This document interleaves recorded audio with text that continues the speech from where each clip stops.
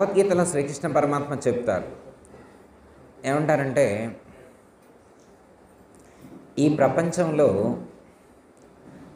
జన్మ దుఃఖం, జరా దుఃఖం, జాయా దుఃఖం పునః పునః.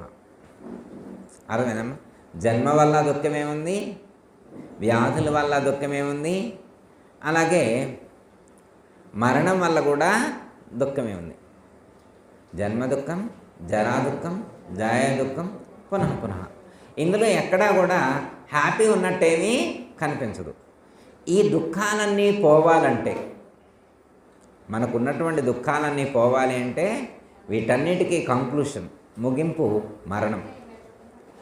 అయితే మరణిస్తే దుఃఖం ఉండదు అనుకుంటారు. ఇదే టార్గెట్గా తీసుకొని ఈ ప్రపంచంలో ఉన్నటువంటి వాళ్ళు కష్టాలు వచ్చినప్పుడు, బాధలు వచ్చినప్పుడు తట్టుకోలేనటువంటి పరిస్థితిలో సూసైడ్ చేసుకుంటారు. ఆత్మహత్య చేసుకునే వాళ్ళు మనం గమనిస్తాం. అయితే ఆత్మహత్య అనేటువంటిది ముగింపు కాదు. అది ఎందుకంటే మరణం అంటే ఒక శరీరాన్ని విడిచిపెట్టి ఇంకో శరీరాన్ని ధరించేటువంటి ప్రక్రియ, అంతేగమ్మా.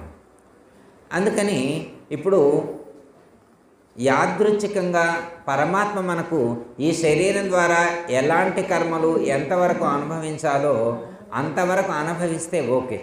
దీన్ని కాలమృత్యువు అంటారు. దీన్ని కాలమృత్యువు అంటే పరమాత్మ ఈ శరీరానికి కొంత కాల పరిమితి అనేటువంటిది ఇచ్చారు. ఆ ఇవ్వబడినటువంటి కాల పరిమితిని అనుసరించి జీవిస్తే ఓకే, యాక్సెప్టబుల్. కొంతమందికి ఇష్టం లేక మధ్యలోనే సూసైడ్ చేసుకుంటారు. అది సరైనటువంటిది కాదు. ఎందుకంటే అనుభవించవలసినటువంటి కర్మ మిగిలి ఉన్నప్పుడు ఈ తాత్కాలికంగా ఈ శరీరాన్ని విడిచిపెడితే మళ్ళీ ఇంకో శరీరాన్ని ధరించిన తర్వాత అయినా కానీ ఆ మిగిలిపోయింది అనుభవించాలి. మిగిలిపోయినటువంటి కర్మను అవశేషం ఏదైతే ఉంటుందో ఆ మిగిలిపోయింది దాన్ని అనుభవించడం కోసం మళ్ళీ ఇంకో జన్మ తీసుకోవాల్సినటువంటి అవసరం ఉంటుంది అని మనకు సూచించడం అనేటువంటిది ఇది కాలమృత్యువు. ఇంకోటి, మన నిమిత్తం లేకుండానే ఒక్కోసారి సూసైడ్స్ లేకుండానే అకాల మృత్యు ఏర్పడుతుంది. అకాల మృత్యు అనేటువంటిది ఏర్పడుతుంది. అకాల మృత్యు ఏర్పడటానికి కారణాలు రకరకాలుగా చెప్తారు. దానికి సరైనటువంటి రీజన్ ఉండదు. అకాల మృత్యువుకి సరైనటువంటి రీజను ఉండదు. అందుకే భగవంతుణ్ణి ప్రార్థించాలి అని చెప్తారు. హే పరమాత్మ, నేను ఈ లోకంలో కొన్ని కర్మఫలాలు అనుభవించడం కోసం ఈ శరీరాన్ని ధరించి వచ్చాను. ఈ ప్రారంధం అనుభవించకపోతే, ఈ శరీరం ద్వారా ఈ ప్రారంధాన్ని నేను అనుభవించకపోతే మళ్ళీ ఇంకో శరీరాన్ని ధరించవలసినటువంటి పరిస్థితి వస్తుంది. కాబట్టి ఇంకో శరీరాన్ని, మరి ఈ శరీరాన్ని మధ్యలో పోయిందనుకోమ్మా, కష్టమైంది కదా. అందుకనే ఇది ఉన్నంతకాలం నేను ఏవి అనుభవించాలో అవన్నీ అనుభవించాకనే దీన్ని విడిచిపెట్టేట్టు చెయ్యి. మొత్తం అనుభవించకుండానే పోతే మళ్ళీ అనుభవించడానికి మళ్ళీ తల్లి గర్భంలో ప్రవేశించాలి. 9 నెలలు అక్కడ ఇంప్రూవ్మెంట్ ఉండాలి. పుట్టిన తర్వాత ఏమన్నా ప్రైవసీ ఉంటుందా? ఉండదు. ఇప్పుడు సపోజ్ ఉదాహరణకమ్మా 8 ఇయర్స్ బేబీ ఒకళ్ళు ఉన్నారనుకోమ్మా, 8 సంవత్సరాల బాబు లేదా పాప ఉన్నారనుకో, నేను గురువుగారు ఆశ్రమానికి వెళ్తా అంటే ఎవరు రాణిస్తారు? నేను స్కూల్కి వెళ్ళను, ఆశ్రమంలోకి వెళ్ళి వేద విద్య నేర్చుకుంటా, యోగ విద్య నేర్చుకుంటా, నేను మెడిటేషన్ నేర్చుకుంటా అంటే పంపిస్తారు. మనం పంపిస్తాం. అసలు మన మనవని కానీ, మనవరాలు కానీ, కొడుకును కానీ, బిడ్డను కానీ ఎవరన్నా మనం పంపిస్తామా? మనమే పంపించం. వాడు ముందు చదువుకోవాలా, వాడి ముందే ట్రైనింగ్ ఉంటుంది కదా. నువ్వు బాగా చదువుకోవాలా, నువ్వు ఉద్యోగం చేయాలి, నువ్వు ధనం సంపాదించాలి, అల్టిమేట్ గోల్ అది. తర్వాత సెకండరీ ఇది. ఆశ్రమానికి ఎంతమంది తీసుకొస్తారు? ఇప్పుడు మనమే ఉన్నామనుకోమ్మా, మనం వస్తూ మన పిల్లల్ని ఎంతమందిని తీసుకురాగలిగినాం ఆశ్రమానికి? పోనీ మనం తీసుకొస్తే వచ్చే పరిస్థితిలో వాళ్ళు ఉన్నారా? వాళ్ళు కూడా లేరు. ఎందుకు లేరు అనేదానికి చాలా రీజన్స్ చెప్తారు. ఎందుకంటే మీరు ఆశ్రమానికి వెళ్ళి సాధించిన ప్రగతి ఏంటని అడుగుతున్నారు వాళ్ళు. వాళ్ళ కొడుకును కానీ, కోడలను కానీ, మనవని కానీ అడిగితే మీరు వెళ్ళి ఏమైనా నేర్చుకొని వస్తే, మీలో ఏమైనా మార్పు వస్తే మేము ఆటోమేటిక్గా మేమే వస్తాం. మీరు రమ్మనేది ఏముంది? మీకున్న గుణమే కుదరదా, గురే కుదరదా, మీ ఆలోచన విధానమే మారలేదా, ఇక మేము వచ్చి మాత్రం ఏం ఉపయోగం అనేవాళ్ళు కూడా ఉన్నారు. అర్థమైందమ్మా? ఎట్లా అంటే మన ప్రవర్తన చూసి, మన ఆచరణ చూసి మన చుట్టూ ఉన్నటువంటి వాళ్ళు కానీ, మన కుటుంబ సభ్యులు కానీ గురువుగారి దగ్గరికి వెళ్ళి ఆశ్రమానికి వెళ్ళి చూసి రావాలనుకోవాలి. అట్లా ఉండాలన్నమాట. ఇక మన ప్రవర్తన సరిగా లేదనుకోమ్మా, ఇక ఇంటికి వెళ్ళిన కాడి నుంచి అత్తగారికి కోడలికి ఒకటే లొల్లు ఉందనుకోమ్మా, ఇక వాళ్ళ పిల్లగాళ్ళు ఏమంటారు, అమ్మ మీరు కోడలైనా కానీ అత్తగారు, ఇక మీరు ఆశ్రమానికి వెళ్ళి నేర్చుకొని వచ్చింది నీదేనా? అదేనా? మన ప్రవర్తన ఎలా ఉండాలి అంటే ఆదర్శవంతంగా ఉండాలి. ఇందాక మనం చెప్పుకున్నాం కదా, ఆదర్శవంతంగా మనం ఉన్నప్పుడే ఈ గురువు గారి దగ్గర చేరినందుకు ఒక సార్థకత అనేటువంటిది చేయకూడుతుంది. ఇక లేకపోతే ఏం ఉపయోగం అమ్మా? అర్థమైందమ్మా?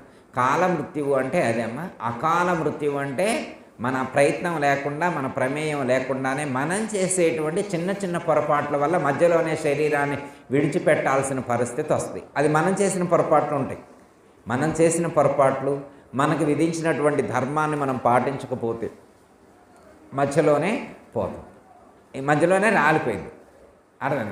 మనకి కొన్ని నియమాలు చెప్పారమ్మా మనం ఎలా జీవించాలి అనేటప్పుడు ఈ శరీరాన్ని ఇచ్చినప్పుడే ఈ శరీరం దీంట్లో ఎలాంటి ఫుడ్, దీనికి ఎలాంటి ఫుడ్ ఇవ్వాలా, దీనికి ఎలా మీరు మెయింటైన్ చేయాలనేది ఇచ్చారు.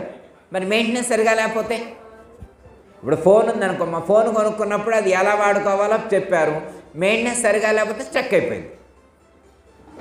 ఛార్జింగ్ పెడితే ఎక్కదు, ఛార్జింగ్ పెట్టకపోతే ఎక్కదు. మరి దీనికి కూడా అంతే అన్నమాట.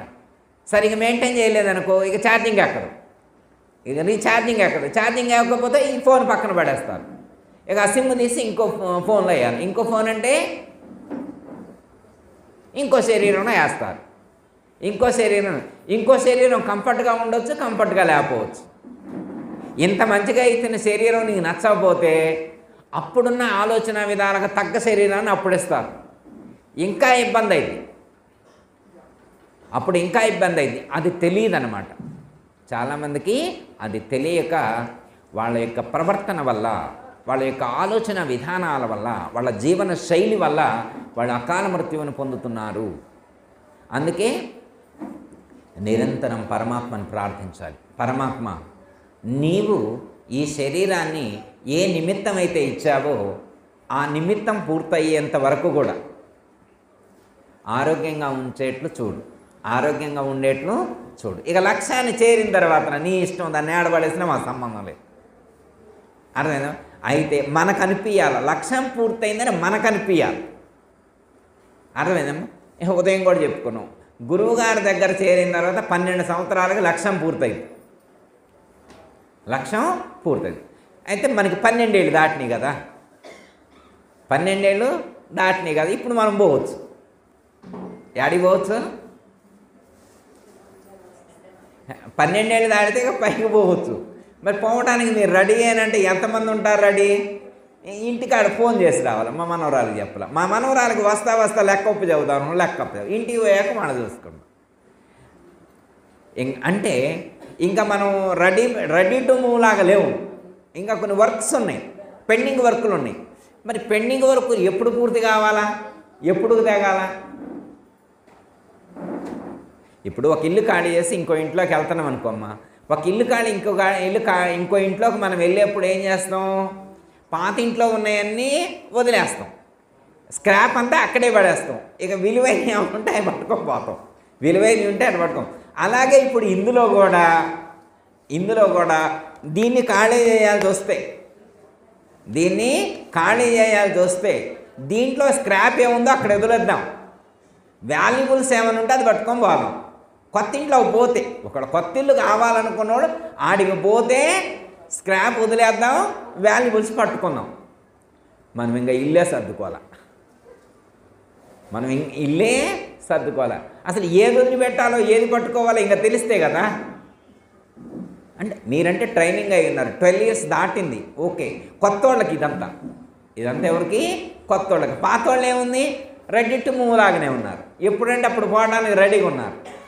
ఏందయ్య గారు గురువు గారు పూజను వస్తే ఈ పోటాల గురించి చెప్తారు, వచ్చేదాని గురించి చెప్పడం కృష్ణాష్టమి కానీ అనుకోవద్దు. ఎందుకంటే ఇది తథ్యం, దీన్ని మార్చడం ఎవరి వల్ల కాదనమాట. అర్థమైందమ్మా? మనం అటే ఉంది, మన జర్నీ ఎక్కడుంది, ఎటుంది జర్నీ? ముందుకెళ్తుందా, వెనక్కి వెళ్తుందా? అటే వెళ్తుంది కదా. మరి అటే వెళ్తున్నప్పుడు మన టికెట్ తీసుకుందే అక్కడికా, మనం టికెట్ తీసుకున్నటువంటి లాస్ట్ స్టేజ్ అదేనా? మరి లాస్ట్ స్టేజ్కి టికెట్ తీసుకొని నేను బస్సు దిగనంటే ఎట్లా? టికెట్ తీసుకున్నాక దిగాల్సిందే, ఖచ్చితంగా స్టేజీలో దిగాల్సిందే. మనం దిగకపోతే వాళ్ళైనా ఈడ్చి అవతల పడేస్తారు. మనం దిగకపోతే అదొక డిపార్ట్మెంట్ ఉంది, ఈడ్చి అవతలేసేటువంటి డిపార్ట్మెంట్ ఒకటి ఉంది. వాళ్ళు రెడీగా ఉంటారన్నమాట మనం దిగనంటే. ఓకే, చాలామంది బర్త్డేకి ఇచ్చినటువంటి వాల్యూ డెత్ డేకి ఇవ్వరు. కానీ భగవద్గీతలో కానీ మన మహాత్ములు కానీ ఏమని చెప్తున్నారంటే అసలు సెలబ్రేట్ చేసుకోవాల్సింది బర్త్డే రోజు కాదు, డెత్ డే రోజు. ఎందుకంటే మన కుటుంబ సభ్యులందరూ కూడా మనం పరంపదించిన రోజున వాళ్ళు ఏడవకూడదట. వాళ్ళు ఏడవకూడదు. ఎందుకంటే వాళ్ళు జన్మించటం వల్ల ఈ లోకానికి మేలు జరిగిందని.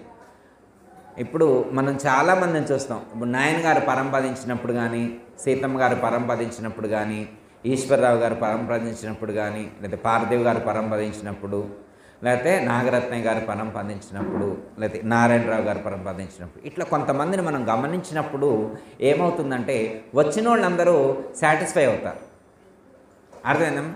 ఇవి ఆ కుటుంబ సభ్యులే కాకుండా వాళ్ళ బంధువులు, మిత్రులు, చాలామంది వాళ్ళందరూ కూడా వారు వచ్చిన జన్మకు వచ్చినటువంటి దాన్ని సార్థకం చేసుకున్నారు. వారి జన్మను ఏం చేసుకున్నారు? సార్థకం చేసుకున్నారు. మరి కావాల్సింది అదేగా తల్లి, మనకు కావాల్సింది అదేగా. నాయనగారు కానీ, అమ్మగారు కానీ, ఈశ్వరయ్య గారు కానీ, పార్థివ్ గారు కానీ, నాగరత్నయ్య గారు కానీ, వీళ్ళందరూ సార్థకం చేసుకున్నారు. అదే మనం మాత్రం ఏం చేస్తున్నాం? అదే కదా. అంటే వాళ్ళు వచ్చిన వాళ్ళందరూ కూడా శభాష్ అన్నారు. అందరం పోతాం, పొయ్యేలోగా వచ్చిన పని పూర్తి చేసుకోవాలి. మనం వచ్చిన పని, మరి ఏ పని చేయటం కోసం వచ్చినాం ఇక్కడికి? మనం వచ్చింది ఏ పని చేయటం కోసం? ఆ మాత్రం తెలియదా మనకి? ముందు డబ్బులు సంపాదించాలా? రోజు ఉదయం brushing, bathing, tiffin, lunch, snacks, dinner, sleeping, రోజు డైలీ రొటీన్ వర్క్. అర్థమైందా? ఇవి కాకుండా ఎక్కువ చేసేవాళ్ళు ఎంతమంది ఉంటారు లోకంలో? ఉంటారు ఎక్కడో. మనమైతే ఇవన్నీ చేయం. వీటికి అంత ప్రాధాన్యత ఇవ్వవని నేను అనుకుంటున్నా. మీరు వీటికి అంత ప్రాధాన్యత ఇవ్వరని నేను అనుకుంటున్నా. మీరు ఎక్కువగా గురువుగారు చెప్పిన దానికే ప్రాధాన్యత ఇస్తారని నేను అనుకుంటున్నా. మీరందరూ గురువుగారు చెప్పిన పద్ధతిని ఫాలో అవ్వడానికే ఎక్కువ ప్రయత్నం ఇస్తాను. ఈ అందరూ చేసే పనులే కదా. చద్ది పనులు చేయిసు, ఇవన్నీ కూడా చద్ది పనులు అన్నారు. రోజు టిఫిన్ చేయటమేగా ఏమనుందా? రోజు టీ తాగటమేగా, రోజు స్నానం చేయటమేగా, దీన్ని శుద్ధి చేయటమేగా. అదేనా అంటారుగా, బొగ్గుని పాలతో కడిగిండు ఆయన ఒక ఆయన. అర్థమైనా? బిందెడు పాలు తీసుకొచ్చి చిన్న బొగ్గు ముగ్గు తీసుకొని తెలుపు చేయాలని చెప్పి కడిగిండంట. కడిగి కడిగి కడిగి కడిగి కడిగి కడిగి బిందెడు అయిపోయినంట. కొద్దిగా కూడా తెలుపు రాలేదట. ఎందుకమ్మా రుక్మిణి గారు? బొగ్గును పాలతో కడిగితే తెల్లగా రాలేదంటే ఎందుకు? అంటే దాని గుణం మారలేదు, దాని లక్షణం అది మారదు. ఇది కూడా మలిన సాదృశ్యమైన భాండాగారం. మలిన సాదృశ్యమైనటువంటి భాండాగారం, దీన్ని తలిస్తేనే మహాపాపం అన్నారు. ఈ ప్రపంచంలో పాపం ఏదైనా వస్తుందంటే దీన్ని తలుచుకుంటే వెంటనే పాపం వస్తుంట. అంతకంటే పెద్ద పాపం ఇంకోటి లేదన్నారు. నేను చెప్పలేదమ్మా, తేజోబిందు ఉపనిషత్తులో చెప్పారు. దేహోహమితి సంకల్పో మహాపాపమితి స్ఫుటం.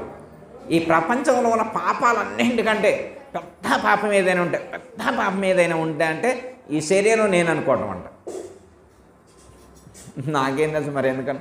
మనమైతే అనుకోం కదా. మనం ఎందుకు అనుకుంటాం? దీనికి ఎందుకు ప్రాధాన్యత ఇస్తాం అమ్మ?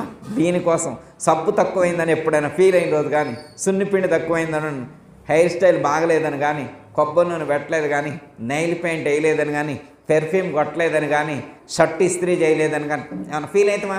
మనమైతే ఫీల్ కావు. మనం మహాజ్ఞానులు. హిందీలో ఏమంటారంటే मन मैला और तन को धोए. ఓకే, వారి హిందీలో చెప్తున్నా, నాకు హిందీ రాదు. ఓకే అమ్మా. అంటే ఇది మలినమైనటువంటిది, దీని పేరు తలుచుకుంటేనే మహాపాపం వస్తుందని చెప్పారు. మనం జ్ఞానులం కాబట్టి మన గురువుగారు ఫస్ట్ ఏం చెప్పారు, ముందు దేహ భ్రాంతి విడిచిపెట్టాలన్నారు. అమ్మయ్య, ఏ భ్రాంతి? దేహ భ్రాంతి. అందుకే భగవద్గీతలో కూడా పరమాత్మ ఇదే చెప్పారు, జన్మ మృత్యు జరా వ్యాధి దుఃఖ దోషానుదర్శనం. 13వ అధ్యాయంలో చెప్తారు, జన్మ మృత్యు జరా వ్యాధి దుఃఖ దోషానుదర్శనం. ఈ ప్రపంచంలో ఉన్న దుఃఖాలన్నిటికీ కారణం, ఒక ఆయనకు అప్పులు బాధైంది, దానికి కారణం ఒక ఆయనకు ఉద్యోగం రాలేదు, ఒక ఆయనకి చదువు రాలేదు, ఒక ఆయనకి జబ్బు తగ్గలేదు, ఇట్లా అనేకమైనటువంటి దుఃఖాలు ఉన్నాయి. ఈ దుఃఖాలన్నిటికీ మూల కారణం జన్మించటమే. జన్మించకపోతే అప్పులు బాధేది, జన్మించకపోతే వ్యాధులు బాధేది, జన్మించకపోతే కొడుకు బాధే ఉంది, జన్మించకపోతే కోడల బాధే ఉంది. అసలు ఎవరేమంటారు మనం జన్మించకపోతే? అమ్మ, జన్మించకపోతే సంపాదించలేదనేవాళ్ళు ఎవరు? జన్మించకపోతే నీకు సరిగా లైఫ్ స్టైల్ లేదని అనేవాళ్ళు ఎవరు? ఈ గోలంతో వచ్చింది దేనికి? జన్మించటం వల్లే. మామూలు కాదు జన్మించడం, ఇది ఒక టాస్క్, ఇది ఒక ఛాలెంజ్గా తీసుకోవాలి. జన్మకు వచ్చినవంటే ఛాలెంజ్గా తీసుకోవాలి. గురుభక్తులు ఇంకా గొప్పగా జీవించాలి. మామూలు వాళ్ళు ఎట్లున్నా కానీ గురుభక్తులు మళ్ళీ అందులో మనం పరిపూర్ణమే, మామూలు కూడా కాదు, పై మెట్టెక్కిన వాళ్ళమే. ఇంకెట్లుండాలా? ఇంకా గట్టిగా ఉండాలా. అసలు ఒకళ్ళు ప్రశ్నించకూడదు మనల్ని గురించి, మన జీవితాన్ని గురించి ప్రశ్నించినంత గొప్పగా మనం జీవించాలి. మన గురువులు అలా జీవించారు, మన గురువులు అలా జీవించారు. మనం కూడా అలాగే ఆ మార్గంలోనే నడవాలి, ఆ బాటలోనే నడవాలి. శభాష్ అనేట్లుగా ఉండాలి. అంటారు కదా, పదుగూరు నిన్ను చూసే శభాష్ ఈ త్రోవ ఎదురు లేతనేటట్లు ఇదిగో నే చేసేదా. ఎప్పుడు మరి వింటివేని? ఎప్పుడు మరి నువ్వు వినాలా? మయ్యగా నీ దండం పెడతా, ఇన్రా నేనేనా? మరి వింటివేని? చెంచన బుద్ధి మానుంటివేని. అమ్మ, 2 చెప్పారు ఇక్కడ. లక్షణాలు ఎన్ని చెప్పారు? 2 చెప్పారు. ఒకటి వినాల, ఒకటి వినాల. రెండోది విన్న తర్వాత మనకున్నటువంటి బుద్ధిని మార్చుకోవాలి. చంచలత్వాన్ని విడిచిపెట్టాలి, చపలత్వాన్ని విడిచిపెట్టాలి, నిలకడ కలిగి ఉండాలి. నిలకడ కలిగి అమ్మయ్య వారు చెప్పినట్టు విని మనకున్నటువంటి చంచలత్వాన్ని విడిచిపెడితే 10 మంది చూసి శభాష్ అంటారు. అబ్బా, ఇప్పుడు లౌకికంలోనైతే మీ తల్లిదండ్రులు ఎవరంటారు? ఎవరినైనా మీ తండ్రి గారు ఎవరినైనా అంటారు. మన గొప్పదనం, మన మంచిగా మన లైఫ్ స్టైల్ ఉంటే. అదే ఒక ఆశ్రమానికి వెళ్ళామనుకో, అమ్మ మీ ఏ గురువు గారు శిష్యుడు అంటారు, మీ గురువు గారు ఎవరినైనా అంటారు. అంటే మన గురువుకి పేరు తెచ్చేట్లుగా ఉండాలి మన జీవన విధానం. మన గురువుగారికి పేరు తెచ్చేట్లుగా మన యొక్క జీవన విధానం ఉండాలి. అంటే ఈ ప్రపంచంలో ఉన్నటువంటి దుఃఖాలన్నిటికీ కారణం జన్మించటం. జన్మించకుండా ఉంటే ఇక ఏ దుఃఖం ఉండదు, ఇక మనల్ని బాధ పెట్టే దుఃఖం ఏమీ ఉండదు. మరి జన్మించకుండా ఉండాలంటే ఏం చేయాలంటే, అసలు జన్మ ఎత్తడానికి మనకేమన్నా రీజన్ ఉందా అంటే మనంతట మన రీజన్ లేదు, కానీ సంథింగ్ ఏదో ఉంది. ఇప్పుడు మనం ఈరోజు జన్మకు వచ్చాం, మన పర్మిషన్ తీసుకొని మనం ఈ లోకంలో పంపించారా? నేను అక్కయ్య గారు నేను వచ్చే నెలలో పుడతా, నేను వచ్చే నెలలో జన్మించాలమ్మా, హైదరాబాద్లో పుట్టాలి, నేను హైదరాబాద్లో మెట్రోపాలిటన్ సిటీలో పడతా, నేను ఎర్రగా ఉండాలా, నేను నల్లగా ఉండాలా, నేను హైట్ ఉండాలా, ఫిట్గా ఉండాలని మనం ఏమైనా ప్లాన్ చేసుకొని పుట్టినవా? లేదా? అదేంది మనకు తెలియకుండా, మనకు సంబంధం లేకుండా, మన ప్లానింగ్ లేకుండా మనల్ని ఎవరు ఈ లోకంలో నెట్టేస్తే వస్తావా ఏంటి? మనం ఏమైనా తెలివి తక్కువడమా అమ్మ? ఎవరో నెట్టే ఈ లోకంలోకి వచ్చినవా? మనల్ని నెట్టే వాళ్ళు ఒకళ్ళు ఉన్నారా? మనల్ని పాలించే వాళ్ళు ఒకళ్ళు ఉన్నారా? మనల్ని శాసించే వాళ్ళు ఒకళ్ళు ఉన్నారా? మనల్ని అడ్మినిస్ట్రేట్ చేసే వాళ్ళు ఒకళ్ళు ఉన్నారా? అమ్మయ్య, ఉంటే ఎవరో తెలుసుకోవాలి. అడగాల వద్దా? అడగాల వద్దమ్మా? ఏనాయనా నేను నీకేమైనా న్యాయం చేసా, ఏడకు పంపించను, భగవద్గీతలోనే పుడితేనే ఈ దుఃఖాలన్నీ వస్తాయి అన్నాడు, నువ్వు నాకెందుకు పంపించినవా అని అడగాల వద్దా? మరి అడగండి. ఎందుకిస్తివి జన్మము, ఎందుకిస్తివి జన్మము జగదీశ్వర నాకెందుకిస్తివి జన్మము ఎందుకిచ్చితివయ్య మాయ మోకితంబయ్యున్న జన్మము పొందు ఎందున లేకపోయే ఎందు చూచిన దుఃఖమాయే ఎందుకిస్తివి జన్మము జగదీశ్వర నాకెందుకిస్తివి జన్మము. అడగాలిగా మనం, అడగాలి. అడిగితే ఆయన ఏమన్నాడు, అసలు నేను నిన్నెందుకు పుట్టించా అన్నాడు. ఆయన పుట్టి లేదట.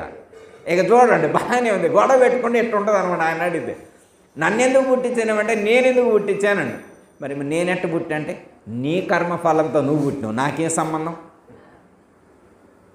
అనుకుంటేవిగా. పోయిన జన్మలో అనుకున్నావా నాకు నగలు కావాలా, ఇల్లు కావాలా, ఆ ప్లాట్ కావాలి, ఈ ప్లాట్ కావాలని కోరిక లిస్ట్ మొత్తం తయారు చేసి రోజు అవే చదివి చదివి చదివి పోతివి కదా. మరి ఆ లిస్ట్ కోసమే మళ్ళీ తీసుకొచ్చి అక్కడ పడేశా. నీ లిస్ట్ కోసమే, నీ కోరికలు తీర్చడం కోసమే తీసుకొచ్చి ఈ శరీరాన్ని ఇచ్చా. నువ్వు కోరుకో, మాకు తీసుకురారు. మనం ఇప్పుడు లిస్ట్ ఉంటాయి కదా, ఏం కావాలనుకుంటున్నావు అమ్మా, ఏ నాయన ఏం కావాలంటే లిస్ట్ మొత్తం చెబుతున్నాం కదా. మరి ఏ అయితే తీరలేదో తీరనేని తీర్చుకోవడం కోసం మళ్ళీ జన్మకు రావద్దు. ఇలా అనేక జన్మలలో ఉన్నటువంటి పెండింగ్లు ఏవైతే ఉంటాయో, పెండింగులు ఎవరెవరికైతే రుణపడి ఉంటామో, కొన్ని రుణం తీర్చుకొని ఇవ్వకుండా వదిలేస్తాం.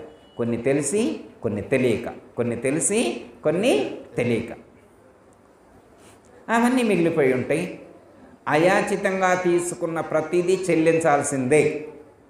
ఈ లోకంలో నుండి కానీ వ్యక్తుల నుండి కానీ, ఈ లోకంలో నుండి కానీ వ్యక్తుల నుండి కానీ అయాచితంగా తీసుకొని వాళ్ళకు కృతజ్ఞత చెప్పకుండా ఉంటే, అంటే ప్రపంచాన్ని అనుభవించి అయితే ప్రపంచంలో ఉన్నటువంటి వ్యక్తుల ద్వారా వచ్చేటువంటి అనేకమైనటువంటి సుఖాలను ఎంజాయ్ చేసి ఎంటర్టైన్మెంట్ పొంది కనీసం వాళ్ళకు కృతజ్ఞత కూడా చెప్పకుండా కృతజ్ఞుడిగా వ్యవహరించి శరీరాన్ని విడిచిపెడితే ఆ రుణాలన్నీ తీర్చడం కోసం మళ్ళీ లోకంలో జన్మించాల్సిందే. అవసరమా మనకి? అవసరమా? అప్పులు చిట్టా పెంచుకోవడం ఎందుకు? ఉచితంగా రావాలని కోరుకోవడం ఎందుకు? అవన్నీ రుణాలు చెల్లించడం కోసం మళ్ళీ ఇంకో జన్మను తీసుకోవాల్సినటువంటి అవసరం ఉంది. అర్థమైందమ్మా? నాకు నువ్వెందుకు జన్మనిచ్చినట్టు ఆయన ఏమన్నాడంటే, నేను ఇలా నువ్వే కావాలని అవి కావాలి లీస్ట్ చూడు ఆయన ఎన్ని జన్మల నుంచో ఎన్నెన్ని లీస్టు ఉన్నాయని ఒక్కసారి లీస్ట్ పెట్టండి వాట్సాప్లో. మన వాట్సాప్లో మెమరీ సరిపోలేదంట వాళ్ళు పెట్టిన లీస్ట్కి. మన కోరిక లిస్ట్ ఇన్ని జన్మల్లో ఉన్నటువంటి కోరిక లిస్ట్ పెడితే మన మెమరీ దాల్లా 3 జన్మల మెమరీకే అయిపోయిందనమాట. 3 జన్మల్లో ఉన్నటువంటి డేటా మెమరీకే మన ఫోన్ హ్యాంగ్ అయిపోయింది. ఇక ముందుకు వాటల్లా ఇంకా మరి పైన ఉన్నటువంటి మిగతా జన్మల గురించి అంటే జన్మకు కారణం గత జన్మలలో మనం చేసి ఉన్నటువంటి కర్మఫలాలే. ఆ కర్మఫలాల అనుభవం కోసమే జన్మ వచ్చింది. అంటే శరీరాన్ని విడిచిపెట్టినంత మాత్రాన మరణం అనేటువంటిది ఒక మజిలీ మాత్రమే. మరణం అనేటువంటి దాన్ని ఏమన్నారు? ఒక మజిలీ మాత్రం. అంటే మనం కాశీ ప్రయాణమై వెళ్తున్నాం అనుకోమ్మా, హైదరాబాద్ వచ్చినాం, సపోజ్ వైజాగ్ నుంచి కాశీ వెళ్ళాలనుకున్నాం. అప్పటి ఉన్నటువంటి జర్నీ ఫెసిలిటీస్ని బట్టి హైదరాబాద్లో ఒక హాల్ట్ చేసినాం. అంటే ఏంటర్థం? ఒక మజిలీ అంటే ఒక స్టాప్ తీసుకున్నాం. ఇక్కడి నుంచి మళ్ళీ రీస్టార్ట్ అయ్యి కాశీ వెళ్తాం. అలాగే మరణం అనేటువంటిది కూడా ఒక మజిలీ మాత్రమే మన లక్ష్యాన్ని చేరడానికి. ఇక మరి మనకి ఎన్ని మజిలీలు ఉన్నాయనేది ఇక మనం ఆలోచించుకోవాలి. మన ప్రయాణం దూరం ఎంత, మనం అనుభవించాల్సిన ఎంత అన్నాడు. ఇప్పుడు సపోజు వైజాగ్ నుంచి హైదరాబాద్ వచ్చి ఎమ్మటే వెళ్ళొచ్చు, ఆ రోజే నైట్ ఉండి తెల్లారి వెళ్ళొచ్చు. కానీ మరి హైదరాబాద్లో వాళ్ళకి ఎంటర్టైన్మెంట్ ప్రోగ్రామ్స్ పెట్టుకున్నాం అనుకో, మరి ఎమ్మటే వెళ్తారా? టైం అంతా ఇక్కడే సరిపోయింది.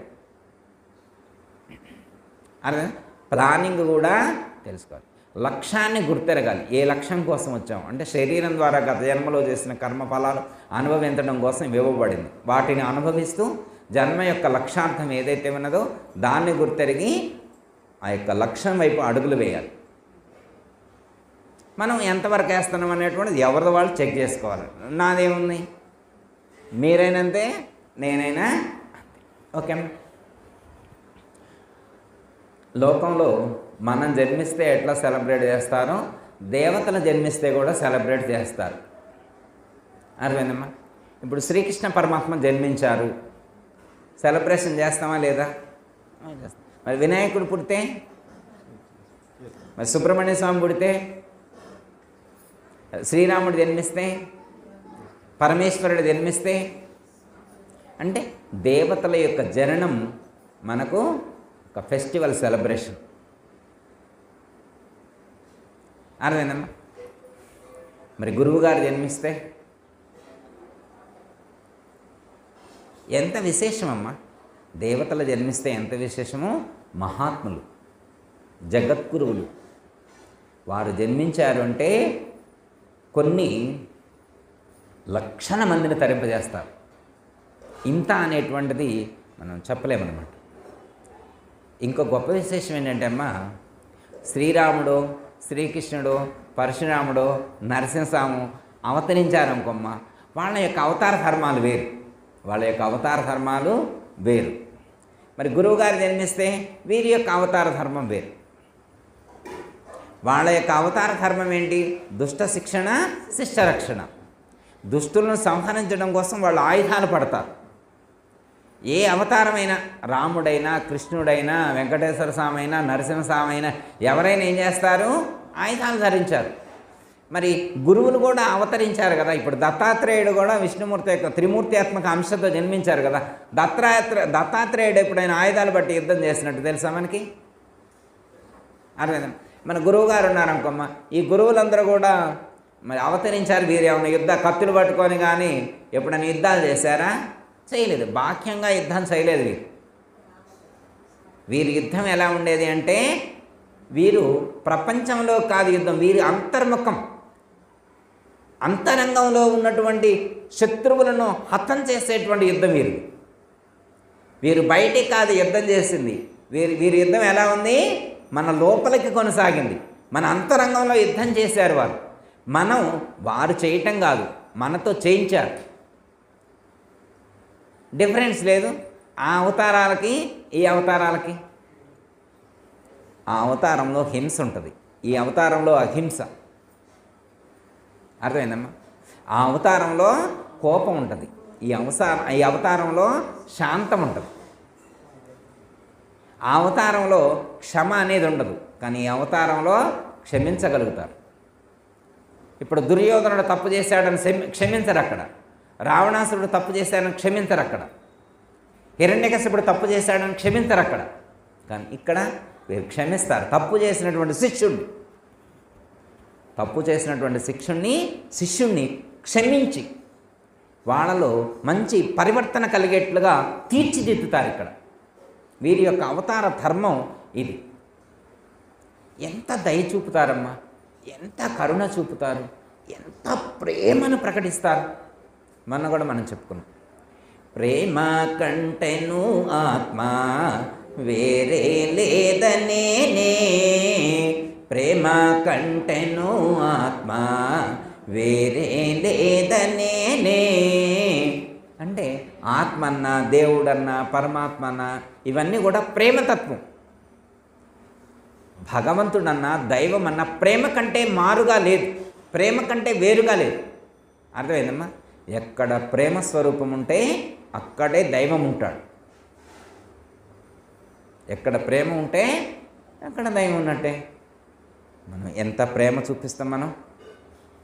చాలామంది వచ్చిన వాళ్ళు చెప్తారన్నమాట తర్వాత ఫోన్ చేసి, గురువుగారు మీ ఆశ్రమం కాడికి వస్తే ఆ ఆశ్రమంలో ఉన్నటువంటి భక్తులందరూ చూపేటువంటి ప్రేమ చాలా సాటిస్ఫాక్షన్, సంతోషాన్ని కలిగించిందండి, సంతృప్తిని కలిగించిందని చెప్తున్నారు ఫోన్ చేసి.